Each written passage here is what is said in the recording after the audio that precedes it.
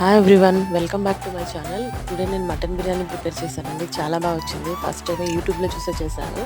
Actually పెరుగును గ్రేవీలా చేసేసి అందులో మసాలా అన్నీ వేసేసి ఉప్పు, కారం, ధనియా పౌడర్, గరం మసాలా, బిర్యానీ మసాలా, ఇంకా అల్లం వెల్లుల్లి పేస్ట్ అన్నీ వేసి మటన్ ముక్కలు వేసేసి ఒక 1 అవర్ నానబెట్టేసుకొని బాస్మతి రైస్ రెడీ చేసి పెట్టేసుకొని ఇలా దమ్ పెట్టే ప్రాసెస్ చూపిస్తున్నానండి. Layers wise brown onions ready చేసుకొని ఇలా దమ్ పెట్టేశాను.